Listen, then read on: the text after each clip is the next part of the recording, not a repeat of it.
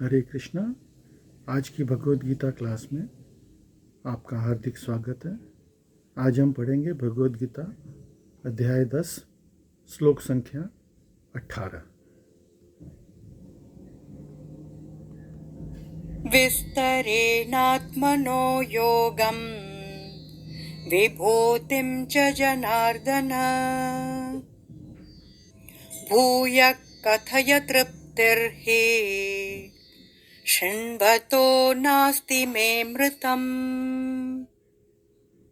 अनुवाद।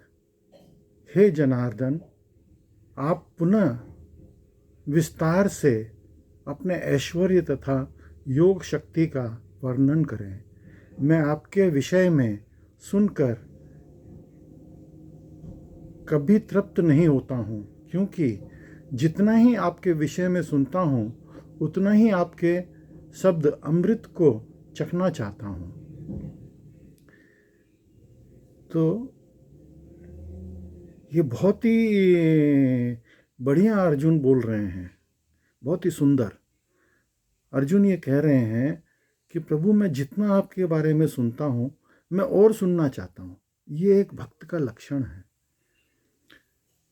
एक शुद्ध भक्त जो है, जितना भगवान के बारे में सुनता है उसकी लालसा, उसकी इच्छा और बढ़ती चली जाती है कि मैं कैसे और सुनूं और जानूं। तो यही अर्जुन यहाँ पे बोल रहे हैं, बोला प्रभु आप मुझे और बताइए। तात्पर्य पढ़ेंगे श्रील प्रभुपाद द्वारा। इसी प्रकार का निवेदन नैमिषारण्य के सौनक ऋषियों ने सूत गोस्वामी से किया था। ये निवेदन इस प्रकार है।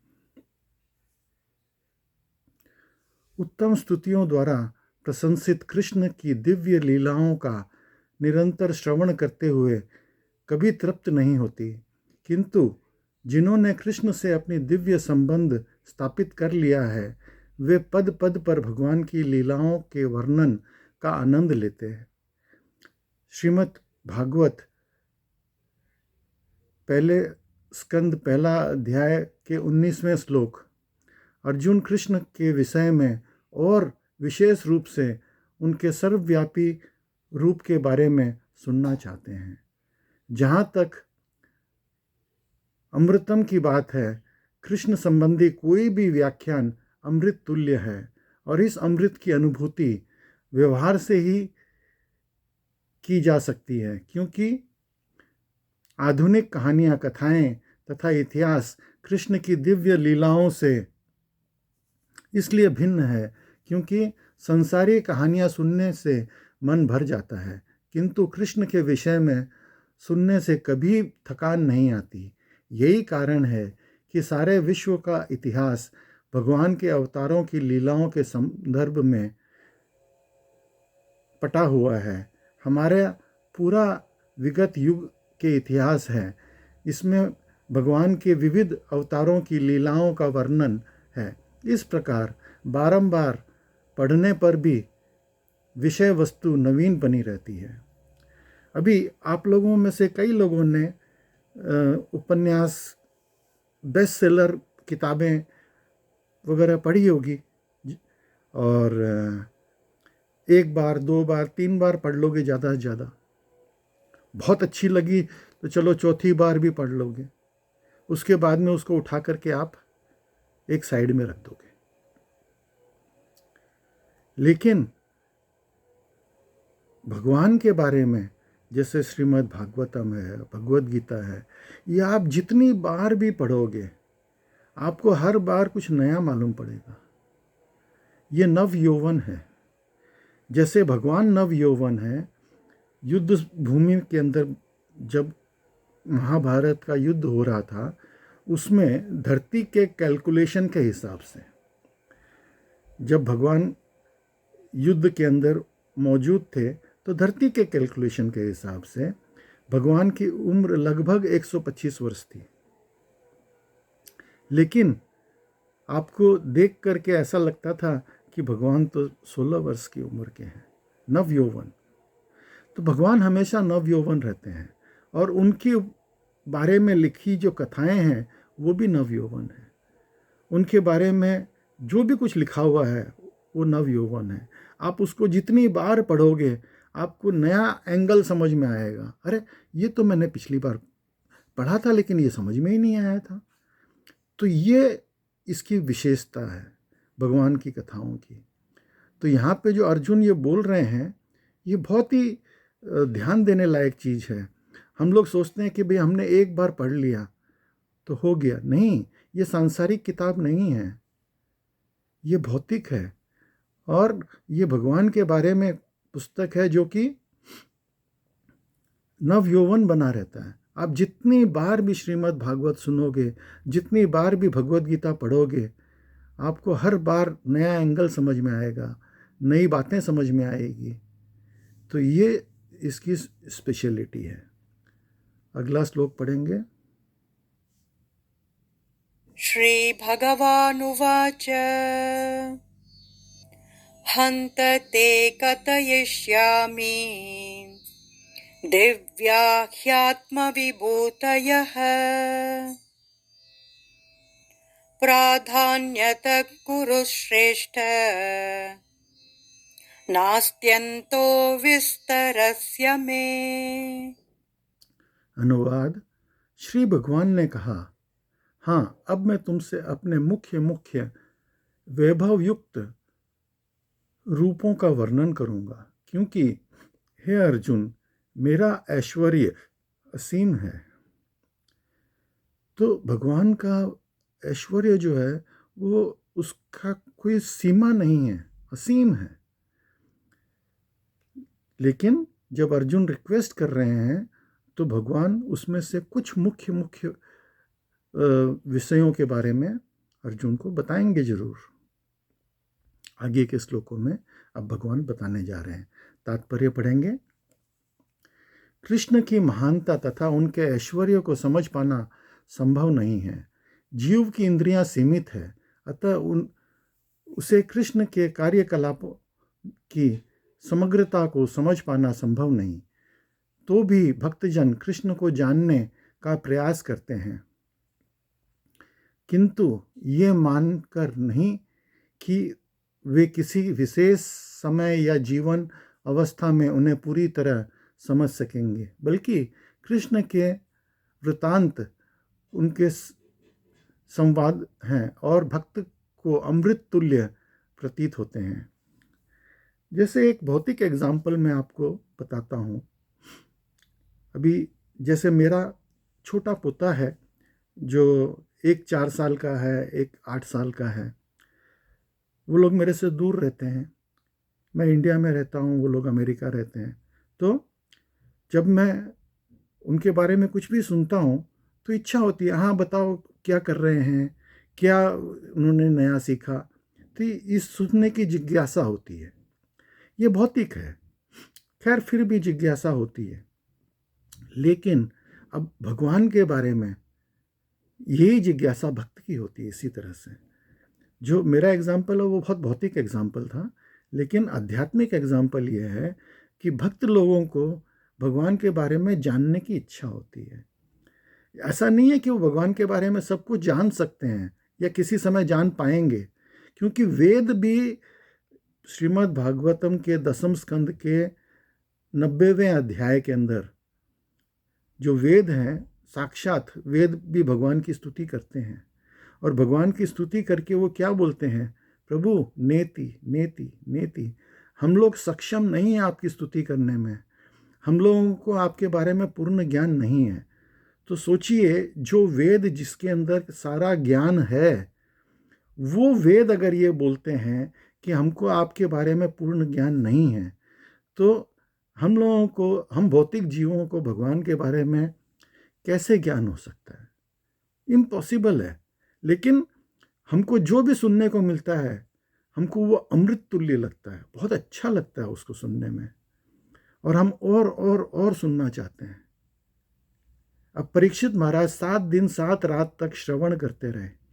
सुखदेव गोस्वामी 7 दिन 7 रात तक बोलते रहे और उन लोग को थकान नहीं हुई, भूख प्यास नहीं लगी, एक बार भी उन्होंने आसन भी नहीं बदला। तो आप सोचो क्योंकि उनके आत्मा को खाना, जो अमृत समान कथा अमृत बह रहा था, और उस अमृत से उनकी आत्माएं तृप्त हो रही थी। हम जो भोजन करते हैं उससे हमारा जो ये शरीर है, भौतिक शरीर, वो तुष्ट होता है। लेकिन जब हम कथा अमृत, भगवान के अमृत तुल्य कथा को सुनते हैं, तो हमारी आत्मा, जीवात्मा, जो कि भगवान का एक अंश है, वो तुष्ट होता है। तो आप सोचो कि कितना इम्पोर्टेंट है भगवान की कथा सुनना, भगवान के बारे में जानना। भगवान, हम जो भी थोड़ा बहुत भी हम जान सकते हैं उसको जरूर, लव मात्र, अगर आँख खुल करके बंद हो इतना समय भी अगर हम भगवान की कथा सुनने में लगाएंगे, हमको बहुत आनंद मिलेगा। आप लोग मन लगा करके देखो, जब मन लगाओगे तो आनंद आएगा। तो इसी में हमारे जीवन की सार्थकता है। अगला श्लोक पढ़ेंगे। अहमात्मा गुडाकेश सर्वभूताशयस्थितः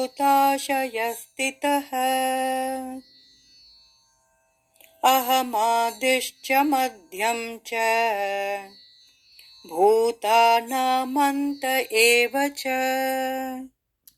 अनुवाद: हे अर्जुन, मैं समस्त जीवों के हृदय में स्थित परमात्मा हूँ। मैं ही समस्त जीवों का आदि, मध्य तथा अंत हूँ। तो भगवान ही हमारे जीवन का सब कुछ है। भगवान के बिना हमारा एक पत्ता भी नहीं हिल सकता। फिर भी हम लोग क्या करते हैं, आज तो हम बिजी हैं, चलो आज हम भगवान का नंबर काट देते हैं। आप सोचो, अगर किसी दिन भगवान अपना नंबर काट देंगे तो क्या होगा हमारा। आप लोग तकलीफ में आते हैं, हम लोग तकलीफ में आते हैं, तो हम क्या करते हैं, डॉक्टरों के पास जाते हैं तो डॉक्टर भी क्या बोलता है, बोला मैंने तो मेरा इलाज कर दिया, अब भगवान के हाथ में। तो अल्टीमेटली सब कुछ भगवान के हाथ में है। तब हम भगवान के पास जाते हैं। दुख में सुमिरन सब करे, सुख में करे न कोई। जो सुख में सुमिरन करे तो दुख काहे को होए। हाँ, आप सोचो, क्यों हम वेट करते हैं कि हमको दुख हो तो हम सुमिरन करें। अरे आप रोज सुमिरन करो ना, किसने मना किया है। आप रोज भगवान का सुमिरन करो तो आपको दुख होने का काम ही नहीं होएगा। तात्पर्य पढ़ेंगे श्रील प्रभुपाद द्वारा। इस श्लोक में अर्जुन को गुड़ाकेश कहकर संबोधित किया गया है, जिसका अर्थ है निद्रा रूपी अंधकार को जीतने वाला। हम जब निद्रा में होते हैं तो एक तरह से हम लोग मृतक जैसे हो जाते हैं। कुछ समय के लिए जब निद्रा अवस्था में हमारी आत्मा हमारे शरीर को छोड़ करके कुछ सेकंड्स के लिए निकलती भी है और फिर वापस आ जाती है। तो ये जो है ये तत्कालीन है। वे लोग अज्ञान रूपी अंधकार में सोए हुए हैं। उनके लिए ये समझ पाना संभव नहीं है कि भगवान किन किन विधियों से इस लोक में तथा वैकुंठ लोक में प्रकट होते हैं। अतः कृष्ण द्वारा अर्जुन के लिए इस प्रकार का संबोधन महत्वपूर्ण है। चूंकि अर्जुन ऐसे अंधकार से ऊपर है, अतः भगवान उसे विविध ऐश्वर्यों को बताने के लिए तैयार हो जाते हैं। तो ये ऐश्वर्य को जागने के ध्यान से सुनिए कि भगवान के बारे में हमको ध्यान से सुनना चाहिए। ये नहीं कि आधी निद्रा में आधा सुना आधा नहीं सुना, तो वही हाल हो जाएगा अभिमन्यु वाला। अभिमन्यु ने जो है वो गर्भ के अंदर चक्रव्यूह वेधन की विधि सुभद्रा ने सुनी और फिर उसको नींद आ गई। बीच में नींद आ गई तो अभिमन्यु जो उनके गर्भ में था वो भी सो गया, तो उसने बाहर निकलने की विधि नहीं सुन पाया। नहीं सुन पाया और युद्ध भूमि के अंदर वो वहाँ पे अटक गया। तो सोचो कितना इम्पोर्टेंट है भगवान के बारे में ध्यान से सुनना। हम लोग सब कथा में जाते हैं और जा कर के वहाँ सोने लग जाते हैं। नींद आने लगती है। ये माया का प्रकोप है, हमको इससे बचना चाहिए।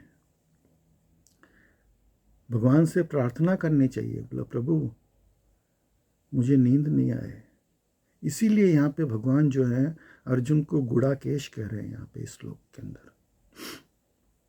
सर्वप्रथम कृष्ण अर्जुन को बताते हैं कि वह अपनी मूल विस्तार के कारण समस्त दृश्य जगत की आत्मा है।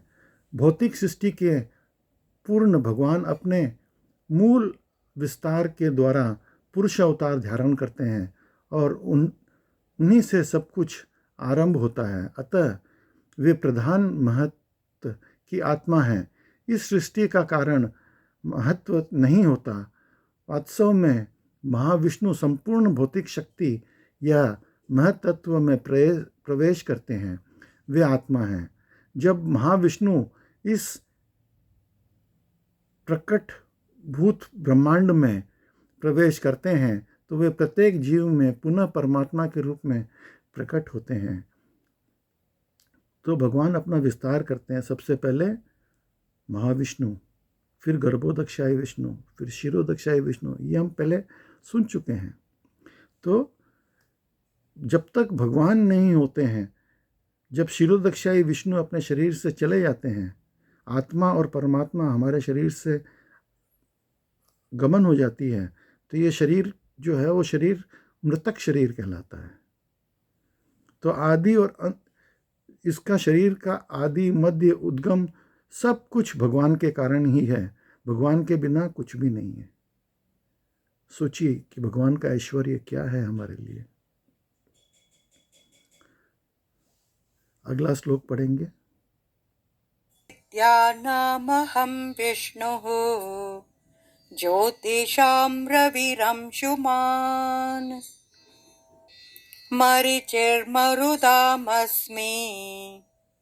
नक्षत्राणामहं शशि। अब भगवान अपने विभिन्न जो रूप हैं उसके बारे में बता रहे हैं। मैं आदित्यों में विष्णु हूँ,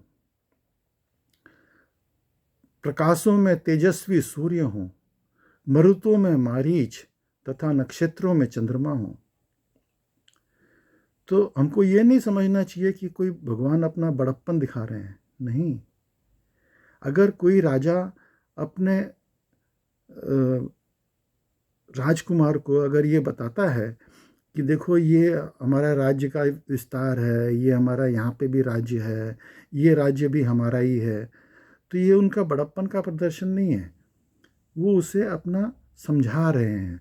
तो उसी तरह से अर्जुन को भगवान बता रहे हैं कि मैं कहाँ कहाँ पे उपलब्ध हूँ, मैं क्या मेरा रूप क्या क्या है। तात्पर्य पढ़ेंगे।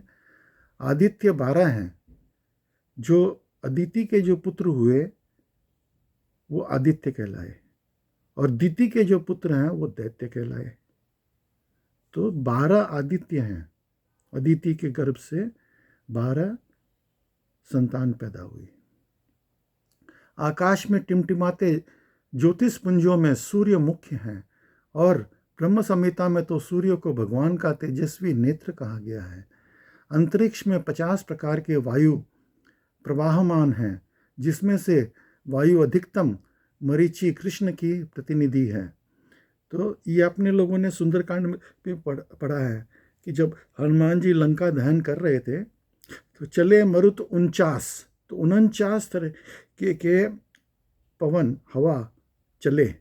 तो क्योंकि 50 तरह के पवन है, एक तो हम लोग साधारणतया देख रहे हैं और बाकी के 49 जो हैं ये प्रलय काल में चलते हैं। तो ये जो हैं ये सारे भी उस लंका दहन के समय चले। तो ये 50 जो है ये वायु हैं। नक्षत्रों में रात्रि के समय चंद्रमा सर्व प्रमुख नक्षत्र है, अतः वो कृष्ण का प्रतिनिधि है। इस श्लोक में प्रतीत होता है कि चंद्रमा एक नक्षत्र है, अतः आकाश में टिमटिमाने वाले तारे भी सूर्य प्रकाश को परिवर्तित करते हैं। वैदिक वाक्य में ब्रह्मांड के अंतर्गत अनेक सूर्य के सिद्धांतों की स्वीकृति प्राप्त नहीं है। सूर्य एक है और सूर्य के प्रकाश से चंद्रमा प्रकाशित है तथा अन्य नक्षत्र भी। चूंकि भगवद गीता में सूचित होता है कि चंद्रमा नक्षत्र है, अतः टिमटिमाते तारे सूर्य न होकर चंद्रमा के सदृश हैं। अभी जहाँ पे ऐसे बताया गया है कि 12 आदित्य हैं, तो वृंदावन में मदन मोहन मंदिर के पास में कालीदय है। जब भगवान कालीदय के अंदर कूदे थे कालिया नाग को नाथने के लिए, तो भगवान ने ऐसा नाटक किया कि उनको सर्दी लग गई है। तो जब वो वहाँ से कूद करके जब बाहर निकले, तो वो 12 आदित्य टिल करके एक जगह है, वहाँ पे जाके खड़े हुए। तो भगवान सर्दी से काँप रहे थे, ऐसा वो दिखा रहे थे। तो 12 सूर्य 12 आदित्य एक साथ में उदय हुए और भगवान को ताप दिया। तो इसीलिए वो जगह आज भी है वहाँ पे, जिसको कहते हैं 12 आदित्य टिल। तो उस टिले पे 12 आदित्य सूर्य ने एक साथ उदय होकर के भगवान को ताप दिया। तो ये सब क्या है? लोग बाग बोलते हैं कि ये सब क्या फालतू बातें हैं। नहीं, ये शास्त्र की बातें हैं। ये हमको जा करके जब आप देखोगे तब आप प्रमाण समझोगे। आप भक्त के रूप में देखोगे तब आपको सही मतलब समझ में आएगा। आप एक सांसारिक व्यक्ति के भांति भगवान को नहीं समझ सकते, बहुत मुश्किल है। आज की भगवद गीता क्लास में आप सब सम्मिलित हुए, उसके लिए बहुत बहुत धन्यवाद। हरे कृष्णा।